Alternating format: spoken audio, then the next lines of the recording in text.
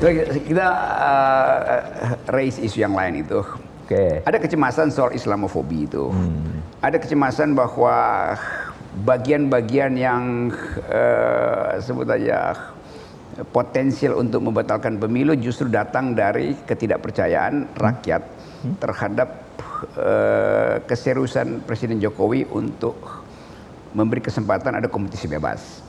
Indikasinya adalah lebih banyak bahasa yang diberikan oleh bahasa tubuh Presiden untuk menggembirakan relawannya melalui musra ini, musyawarah rakyat, daripada dia bicara tentang fungsi KPU itu. Walaupun mungkin orang anggap ya KPU udah secara teknis ada. Tetapi dalam keadaan yang tidak normal sekarang, mestinya kan KPU bicara tentang pendidikan politik. Ya. Kan dulu waktu KPU dibuat kan Pak Mahfud ada di situ, saya dulu di LBH menginginkan supaya KPU itu bukan sekedar jadi penyelenggara teknis pemilu, tapi juga jadi edukator etis. Itu juga tidak terlihat. Kita bedakan dengan KPU zaman awal, di mana ada Pak Buyung, ada bahkan Pak Rudini segala macam tuh, yang dengan kuat memposisikan diri untuk menjadi edukator publik. Nah KPU sekarang ini kayaknya tempat orang cari kerja aja tuh. Jadi dia nggak ada pikiran etis tentang demokrasi itu. Pokoknya saya siapin teknis, uangnya tolong dikasih, kita bikin kardus buat ngumpulin suara segala macam tuh. Jadi nggak ada poin orang lihat KPU itu melakukan pendidikan politik. Ya, bisa ditegur nggak tuh Pak Mahfud? Enggak, dengan cara yang kemarin. Ini Anda bicara begini, ini kan memantau lewat kita berdua nanti kan sampai ke KPU kan. Itu tegurannya sudah. Paling bagus sebetulnya ada mantan-mantan KPU datang juga ke KPU. Iya. Terus menerangkan itu kan. Publik menginginkan KPU yang etis, bukan sekedar KPU yang teknis. Kalau itu mah kita outsource aja panitia pemilu dari manapun bisa. Dari manapun bisa dan lebih murah. Oke, balik ke masih soal pemilu. Sebentar lagi banyak pejabat yang akan dinyatakan sebagai pemimpin daerah melalui keputusan presiden, bukan dipilih. Dan bagi saya itu berbahaya. Karena kalau disebut kedaruratan, kenapa 2,5 tahun tuh? Kenapa misalnya petahananya aja diperpanjang? Kan legitimasi lebih kuat daripada ditunjuk oleh presiden melalui menteri dalam negeri itu. Ya, gini. Kita harus pikiran akademis dulu sebelum pikiran profesional. Begini. Dulu sebenarnya kita punya pilkada itu kan tidak serentak ya. Lalu Pak Yusuf Kalla yang usul waktu itu wapres. Apa sih pilkada kayak gini tiap minggu kita ngurus pilkada aja. Jadi siapa lama tahun pilkada? Dianu aja diserempakkan. Jadilah pilkada serentak. Nah, pilkada serentak pun lalu diatur. Kapan serentaknya kan masa berhentinya beda-beda, diatur tahun sekian. Serentaknya misalnya 100, tahun berikutnya sekian, dan pada tahun 2027 itu nanti harus sudah serentak semua. Nah, ancang-ancang menuju tahun 2027 itu nanti di tahun 2024, diakhiri semua tahun 2024. Nah, untuk sampai ke 2024 ini orang yang habis di sini ya sudah habisi aja dulu, yang sini isi penjabat gitu. Kalau ini diperpanjang juga bertentangan dengan konstitusi, karena kan ya mandatnya 5 tahun, kan gitu. Nah, oleh sebab itu perdebatannya apakah ini diisi penjabat atau ini diperpanjang, kemudian kesimpulannya di DPR nih di undang-undang yang menyatakan gitu. Ya sudah nanti diisi penjabat gitu, bukan pejabat, penjabat gitu. Dia punya kewenangan yang sama dengan pejabat definitif, kewenangannya sama, cuma dia tidak dipilih rakyat dulu. Ada yang 1 tahun, ada yang 1,5 tahun, itu ditunjuk oleh pemerintah dengan tanggung jawab dan mekanisme pengelolaan uang, administrasi dan sebagainya sama dengan yang biasa. Tapi begini nih Pak Mahfud ya, betul tadi kalau diperpanjang artinya melampaui 5 tahun, itu bertentangan dengan konstitusi, full stop di 5 tahun. Tapi juga kalau diangkat juga bertentangan dengan konstitusi. Karena konstitusi kita bilang semua pejabat publik dipilih dengan cara demokratis. Artinya tidak boleh ditunjuk kan. Jadi dilemanya akhirnya milih menentang konstitusi juga akhirnya. Tapi lebih dari itu orang menganggap ini adalah pengendalian politik. Karena langsung berurusan dengan siapa yang akan jadi calon gubernur, siapa akan jadi calon bupati, dan apa hak presiden misalnya untuk favoritismenya kemana. Karena tetap favoritisme akan ada. Iya, iya. Ya enggak apa-apa, itulah konsekuensi dari demokrasi. Presiden itu kan dipilih, punya kewenangan untuk melakukan pilihan-pilihan politik atas alternatif-alternatif yang tersedia. Kan alternatifnya tadi, oke, ini disentikan sini, ini ganti penjabat. Atau oke, ini perpanjang aja, sudah setahun tuh bisa saja.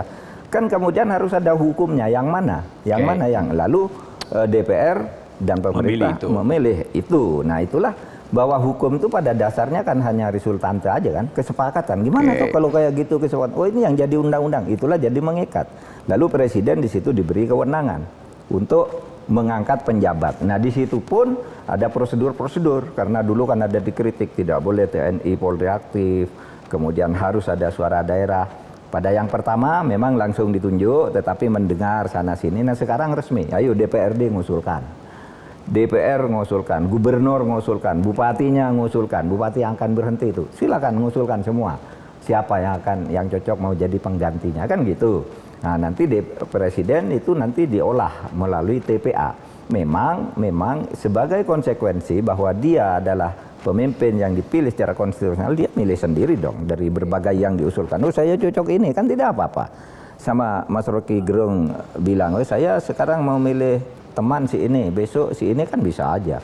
Karena ini konsekuensi saja dari hak yang diberikan oleh konstitusi. Karena resultantenya seperti itu, gitu. Oke, resultantenya kemudian tersambung dengan kecurigaan bahwa ini desain untuk hanya 2 calon. Jadi dari awal 2 calon presiden. 2 calon presiden itu, dan kita tetap mungkin sebagai info intelijen itu nggak bisa diverifikasi. Tetapi gelagat ke arah situ kan terlihat tuh. Ya. Anies Baswedan dipanggil bolak-balik tuh, dan kita nggak tahu ujungnya apa itu. Apakah mengganggu Anies Baswedan? Tapi nanti juga kalau Anies dipanggil bolak-balik di KPK, itu akan jadi panggung Anies untuk pidato kan jadinya kan. Jadi selalu ada semacam konsekuensi terbalik itu. Dan kalau kita misalnya ukurkan dari sekarang tuh, seandainya niat Pak Presiden itu supaya beliau sebetulnya sebagai kepala negara, dia juga punya rasa batin bahwa ya ada sesuatu yang bisa tidak mengenakkan dia, Pak Presiden, kalau lengser 2024. Karena itu mesti disiapkan semacam pengganti yang bisa menjamin itu. Dan saya berpikir itu kesulitan Pak Presiden sekarang, mencari pengganti yang bisa menjamin dia itu. Jadi kecemasan dia pun terbaca di dalam cara Presiden kasakusuk soal musyawarah rakyat, komentar terus menerus soal ini pentingnya suara rakyat walaupun bertentangan dengan konstitusi itu. Jadi psikologi Presiden justru terbaca oleh publik bahwa Presiden cemas dengan keadaan dia ke depan kan. Pak Mahfud mengerti itu, pasti itu. Mengerti dan berupaya untuk jadi semacam pengasuh beliau nanti. Padahal sebetulnya undang-undang menjamin bahwa presiden 5 tahun setelah itu juga masih dapat fasilitas negara kan. Jadi bangsa ini justru dibuat cemas oleh ketidakpastian yang disebabkan oleh politicking, bukan oleh prinsip-prinsip konstitusi. Enggak, begini, saya membedakan ya presiden sebagai presiden dan Pak Jokowi sebagai aktor politik. Ya. Menurut saya wajar saja Pak Jokowi kalau manuver melakukan saya ingin 2, ingin 3, ingin 4, itu hak dia. Dan secara konstitusional dia boleh melakukan itu. Kan dia ingin bagaimana ke depannya politik ini, saya ingin seperti ini, kan boleh. Tinggal apakah itu dilakukan secara melanggar hukum, melanggar konstitusi atau tidak. Kalau cuma bisik-bisik, udah dong kamu gabung aja biar nanti 2. Memangnya kenapa kalau gitu? Kan sama dengan orang yang mengatakan udahlah berpisah biar calonnya banyak. Kan sama aja nilainya. Pak Jokowi sebagai politikus, Surya Paloh politikus, Bu Mega politikus, kan beda-beda. Tapi ketika dia presiden, itu tidak boleh memaksakan itu misalnya kepada para menterinya, diatur ya agar besok calonnya hanya 2, kan tidak bisa begitu dan tidak pernah melakukan itu. Ya saya sepakat dengan itu karena saya anggap Presiden Jokowi adalah aktor politik. Dia paham kasakusuk politik. Tapi yang saya persoalkan, bukan saya persoalkan, saya ingin perbincangkan, Presiden di akhir masa jabatannya tetap menginginkan secara tacit agreement ada orang yang dia percaya untuk menyelamatkan reputasi beliau tuh, bukan reputasi negeri sebetulnya. Itu yang terlihat. Jadi bagian politikingnya justru lebih kentara. Lain kalau presiden bilang saya kepala negara, saya sebetulnya menginginkan supaya ikutin aja konstitusi. Tapi presiden kan ganti narasinya, ya siapa aja boleh dong. Siapa aja boleh, tapi presiden nggak boleh membolehkan siapa aja boleh tuh, karena dia kepala negara, yang dia harus bilang konstitusi larang loh. Tapi karena mendua, orang anggap ini sebetulnya manuver pribadi presiden tuh, dan itu yang kita anggap Ya, sebagai pendidikan politik ini kurang bagus tuh. Mungkin dari sudut pendidikan politik. Dan dari pandangan Mas Rocky ya seperti itu. Tapi dari sudut politik dan konstitusi yang dilakukan presiden itu kan tidak ada yang melanggar. Dia lakukan boleh itu. Dia menggalang kekuatan agar nanti yang jadi misalnya Mas Rocky yang jadi presiden, wakilnya Ganjar atau siapa, kan boleh aja dia menggalang begitu. Dari kedudukan dia sebagai aktor politik, karena dia punya pandangan sendiri tentang Indonesia ke depan seperti apa. Sama aja lah orang pejabat-pejabat publik itu nanti saya kalau pensiun, siapa ya yang di sini sebaiknya mengganti saya? Sama aja lah menteri atau ketua BPK, sebenarnya kan berpikir kayak gitu juga semua. Cuma ada yang kemudian disampaikan secara bisik-bisik, tapi ada juga yang kemudian tidak bisa disembunyikan. Itu tidak ada yang melanggar hukum dari itu. Menurut saya hukum, boleh saja gitu. Jadi terverifikasi bahwa presiden tetap sebagai aktor politik, ambisinya tetap ada di situ. Dan orang boleh menganggap ya semua orang boleh berambisi itu. Iya. Tapi kan presiden udah 2 periode, mestinya dia udah jadi kepala negara, bukan lagi jadi sebagai aktor politik kan. Begitu dia selesai 2 periode, harusnya bagi saya dia tampil sebagai guru politik, bukan aktor politik lagi itu. Itu dilemanya begitu tuh. Tapi itu kan urusan clear. Pak Jokowi ya, bukan urusan kita. Begini loh, dia melakukan itu tidak melanggar batas tugasnya sebagai wakil presiden. Menurut saya biasa saja, karena sering ketemu orang juga kan, ada tamu ini, mendengar berita ini itu, lalu dia punya pandangan politik dan rencana politik sendiri, itu sah saja. Seperti Mas Rocky kan juga punya rencana politik juga kan, meskipun beda caranya dan mungkin beda sasarannya kan. Iya, tapi saya tidak dibebani oleh tugas konstitusi. Tapi kan politik itu bukan hanya jabatan. Anda punya politik. Saya mau menguatkan civil society, misalkan tujuan politik juga. Tinggal Anda bisa teriakan, bisa langsung bisik-bisik dan sebagainya kan bisa aja. Ya, bisa. Tidak ada yang melanggar hukum, tidak ada yang melanggar konstitusi gitu. Bisa aja kan. Banyak orang punya ambisi yang terang-terangan tapi ada yang diam-diam kan gitu. Bisa aja semua itu tidak. Justru kita bernegara dan punya konstitusi agar kita boleh melakukan itu. Itu menurut saya. Agar kita boleh berpolitik secara terang-terangan, boleh mencalonkan diri, boleh menyatakan saya malu kalau calon, saya tidak pantas, gitu. Tapi boleh juga mendorong orang lain. Nah itu kehebatan kita sekarang, merdeka. Coba dulu kalau kita belum punya Indonesia, mana bisa begitu. Orang bicara seperti kita, seperti Pak Rocky Gerung, kan tidak bisa. Kalau kita tidak punya Indonesia yang berkonstitusi seperti sekarang. Oleh sebab itu saya katakan, bahwa kalau saya senang sih kalau dengar kritik-kritik orang-orang begitu, saya punya modal nih kalau ketemu teman dulu. Rocky Gerung bilang gini loh, kamu jangan main-main, kan gitu. Rizal Ramli punya angka begini loh, jangan sembarangan gitu. Ini dinilai orang gitu, kan enak kalau saya bekerja di kabinet itu. Dan itu diterima, gitu. Orang selalu ingin lihat versi ini dari Mahfud MD, yaitu dilema yang akhirnya dikembalikan pada orang yang punya problem itu. Jadi problem Pak Jokowi sebagai aktor politik. Kita hentikan di situ, bukan dihentikan, artinya kita pahami itu. Ya, biarin gitu ya. Biarin begitu. Dan nanti orang akan nilai ini etis tidaknya seorang presiden masih memelihara ambisi kayak itu perilaku masyarakat sipil. Saya udah ngomong 40 menit. Silakan kita ganti pembicaraan. Pak Mahfud yang tanya saya kalau begitu sekarang 15 menit terakhir. Nah, begini 15 menit terakhir saya mengikuti gurauan Anda, perbincangan Anda dengan Pak Luhut yang bagus itu. Saya senang Pak Luhut bisa datang, bisa terbuka, bisa ditanya dan bisa tanya. Satu hal yang saya catat itu ketika Pak Rocky mengatakan gini nih, tugas saya tuh kan hanya ngeritik, bukan mencari solusi gitu kan. Yang cari solusi penguasa, saya tukang ngeritik. Nah di situ saya tidak sependapat. Kalau akademis, kalau hanya ngeritik itu berarti orang mau menulis skripsi baru sampai proposal. Ini rumusan masalahnya. Tidak ada peta jalannya. Karena kalau Anda katakan gini, saya ngerti gini, terus apa jalan keluarnya? Anda cari dong. Nah, kalau begitu semua orang bisa, saya bilang. Nah, yang pemerintah kan sudah mencari sebenarnya. Itulah pilihan pemerintah sudah mencari. Nah, untuk itu kalau saya boleh usul sebagai sesama akademisi, kalau ngeritik, tahu problemnya bahwa ini masalah, cara menyelesainya tuh bercabang. Kalau begini risikonya ini, kalau milih secara Mas Rocky ini, kalau milih secara Mas Rocky ini. Saya beri contoh satu. Ketika Presiden mau membuat perpu tentang KPK, masih ingat ya? Presiden udah buat KPK ini, buat kita perpu, batalkan tuh undang-undang. Tapi Anda bayangkan, kalau perpu itu dibuat, lalu KPK masih yang lama sesuai dengan perpu, sementara DPR mengancam kalau perpu dikeluarkan kami tolak. Ini kereta sudah berjalan, tiba-tiba ini batal, Anda bisa mundur kereta. Kacau ini.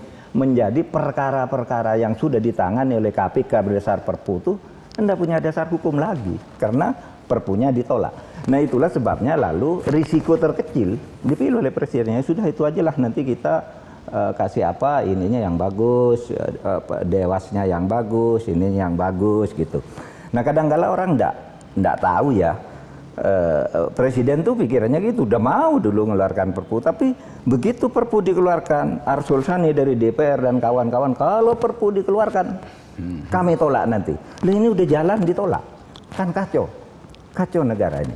Sama juga ketika orang ribut pemecatan siapa itu,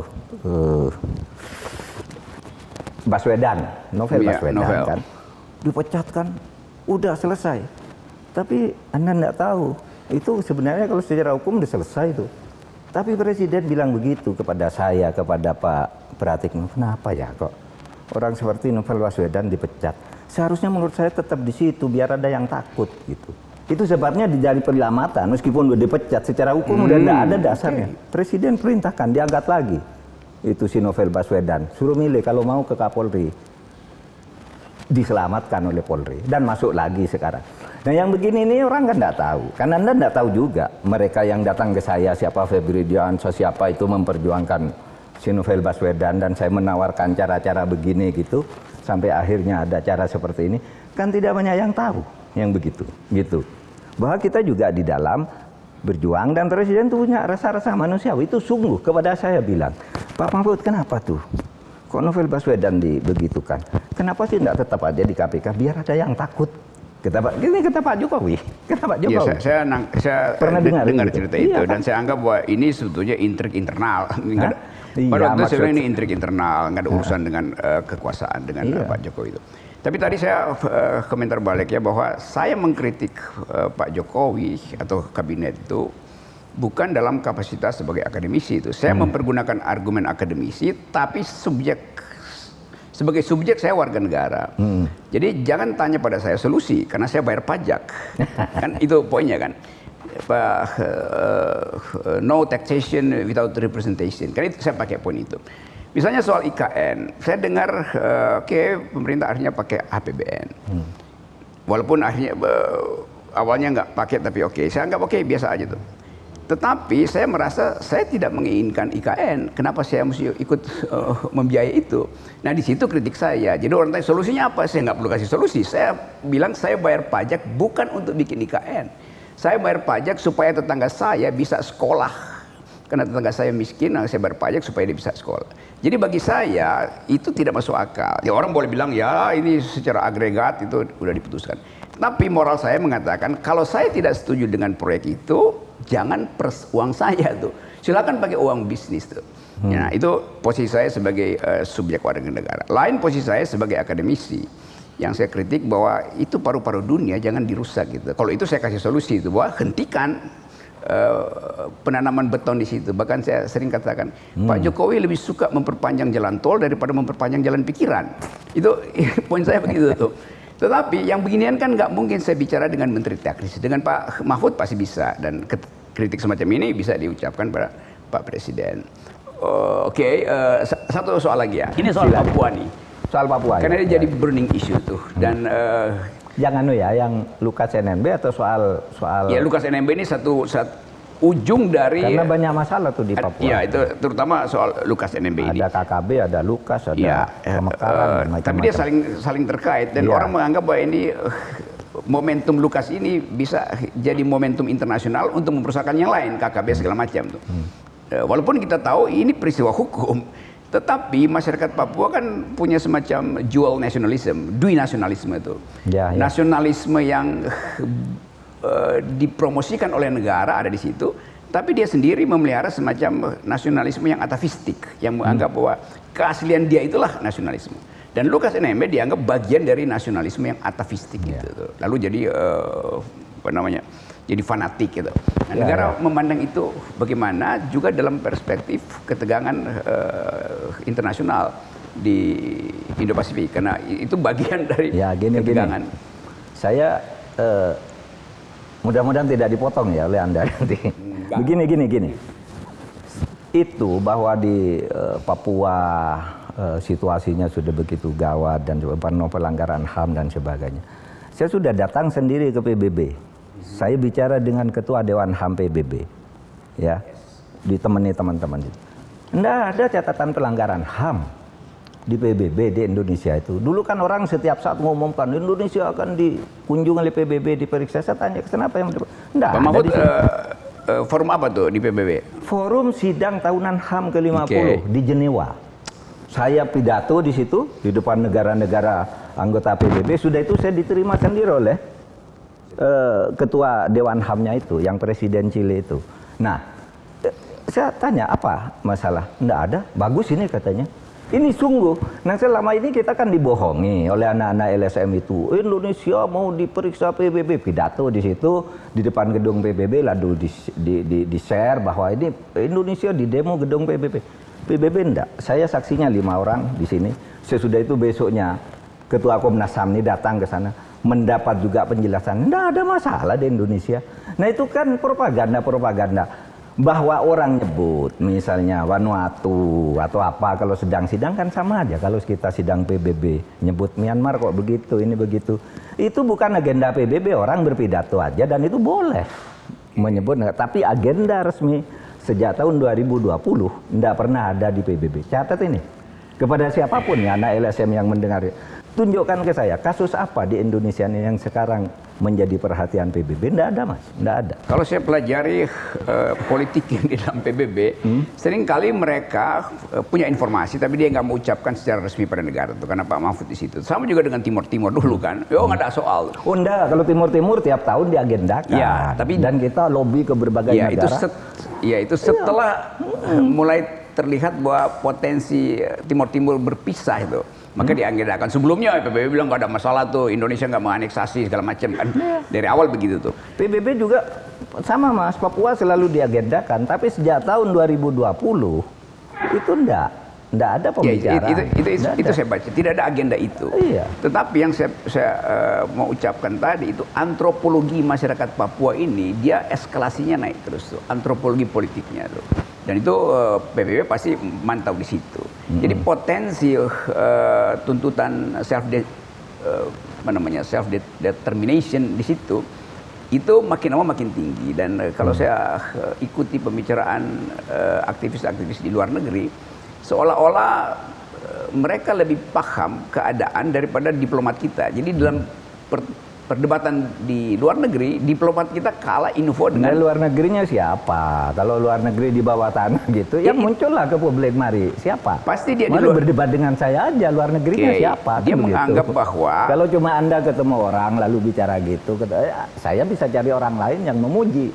Anda bisa cari orang yang mencela, kan bisa aja kalau begitu. Bagi mereka yang di situ, dia nggak perlu berdebat, kan dia mau positioning terhadap PBB, dan PBB ngumpulin data itu tuh, mereka yang ada di Oxford, mereka ada di New York tuh. Itu yang Oxford dan sebagainya itu kan senator-senator di luar gedung PBB. Anda datang ke senator Inggris, ngomong di rumahnya lalu jumpa pers, kan bisa begitu. Tapi di PBB sendiri tidak pernah ada. Itu forum resmi PBB ya. Saya datang sendiri. Iya, Pak Mahfud datang di situ. Iya. Tapi aktivitas bawah tanah ini juga dipantau oleh LSM dunia. Itu poin saya tuh. Oh ya pasti. Pasti juga LSM dunia juga mantau, ada LSM juga yang memuji, kan itu biasa aja. Ini negara. Seperti Papua itu ya, Coba kasus Lukas, kena ada orang yang bilang gini loh Mas Rocky, itu kenapa kok Menko Polhukam menjadi juru bicaranya KPK ngumumkan Lukas? Enggak, yang ngumumkan itu KPK 4 hari sebelumnya. Terus ada edaran bahwa akan ada pembangkangan sipil, ada suratnya, ada suratnya. Tanggal sekian berkumpul. Alasannya karena Lukas NMB dikriminalisasi karena hanya menerima gratifikasi 1 juta. Saya bicara dengan Ben, saya telepon KPK, bener Anda hanya 1 juta? Hanya 1 miliar? Anda mau enggak, itu ratusan miliar katanya. Saya panggil PPATK ke sini, saya panggil KPK, mana datanya? Oke, saya yang ngomongkan, ini bukan uang 1 miliar. 1 miliar itu yang sudah pasti. Sisanya yang ratusan miliar itu yang akan dikonfirmasi kalau dia diperiksa, gitu. Saya punya catatannya PPATK, kapan dia nyetor ke bank, kapan dia masukkan dari rumahnya ya, dari koper-koper besar dipindah ke keluarganya. Itu ada semua, tanggal berapa, ini berapa. Nah itu yang mau dikonfirmasi. Ayo dong buktikan. Anda punya apa? Dia bilang saya punya tambang emas di Tolikara. Lah orang Tolikara marah. Mana ada di sini Lukas NMB punya tambang emas di sini. Itu hak adat kami. Mana perusahaannya? Nggak ada. Nah, Mas, saya katakan kalau negara mau beres lebih baik pendekatan penegakan hukum aja menurut saya. Semuanya beres kalau penegakan hukum. Kenapa kita mau berdiplomasi sembunyi-sembunyi, biayanya banyak ya, diplomasi dalam arti kata kusuk ya. Untuk apa saya bilang? Udah tegakkan aja hukum, rakyat seneng saya bilang. Dan kita tidak punya risiko sesudah kita selesai tugas, dulu kan hukum. Kalau bisa-bisa gitu bisa dipersoalkan orang lagi, kamu dulu korupsi ini atau korupsi itu. Nah, itu sebabnya pilihan saya mengenai Papua itu. Jadi jangan terkecoh dong masyarakat mengatakan bahwa ini hanya uang 1 miliar, enggak. Dan bukan saya yang mengumumkan. Saya ngajak mereka, kok itu Papua tuh mau ada pembangkangan sipil, katanya seluruh masyarakat turun mau buat kerusuhan di Papua. Maka saya konferensi persnya, jangan dong, jangan buat kerusuhan. Nih, ketahuilah hai rakyat Papua bahwa Lukas itu ini yang dilakukan. Nah, sejak itu kan aman. Sampai sekarang orang Papua sendiri udah banyak juga yang mendukung pemerintah. Tangkap, kan dari Papua sendiri kan. Tokoh-tokoh adat, tokoh gereja. Ya kita beritahu bahwa Lukas sakit, saya tahu sudah lama. Nah ini yang soal kemanusiaan. Tetapi jangan dikaburkan karena Lukas sakit lalu ndak boleh dikatakan kasus hukumnya, kan nggak bisa begitu. Saya tahu Mas, kalau Lukas itu sakit sudah lama. Begitu. Oke, Papua. Ya itu. Gitu. Jadi Papua tetap jadi agenda pembicaraan masyarakat sipil sebetulnya itu. Dan sebagai orang yang terlibat di dalam banyak negosiasi, selain soal hukum, tentu dengan mudah kita bilang soal hukum di Papua itu, bahwa perjanjian internasional begini. Tetapi hal yang kita harus juga perhatikan, cara Jakarta melihat Papua itu beda dengan aspirasi Papua tentang fungsi Jakarta tuh. Ya. Jadi itu yang saya sebut dual nationalism. Tapi oke, itu biarkan itu kita asuh sama-sama. Ya. Dan kemampuan kita untuk membaca Papua juga seringkali terlalu bersifat legalistik kan. Jakarta sentris ya. Jakarta sentris itu terlalu legalistik. Oke, yang terakhir Pak Mahfud. Kalau terjadi krisis politik yang kita nggak inginkan, tapi kelihatannya sekarang dia akan tumbuh karena Ibu Sri Mulyani sebetulnya udah nyerah soal kapasitas anggaran kita. Kapasitas anggaran. Dan friksi yang biasa kita sebut friksi horizontal juga kelihatannya akan memanas itu.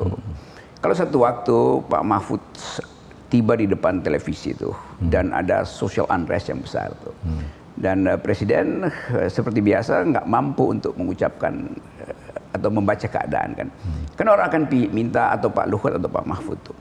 Dan tiba-tiba pers bertanya, Pak Mahfud mending mundurkan diri aja tuh karena keadaan udah tidak terkendali itu. Kira-kira Anda jawab Pak, diminta untuk mengundurkan diri demi melayani kebutuhan untuk percepatan perubahan politik.